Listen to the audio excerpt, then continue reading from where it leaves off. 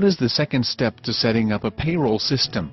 The second step is to check whether you need state or local IDs. Why so? It is because some state or local governments require businesses to obtain ID numbers in order to process taxes. Oh, I see. So this is really necessary for tax purposes. Yes, it is.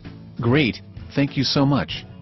Where can I get more information on how to become a successful startup business owner? You're welcome. I'm glad to be of help.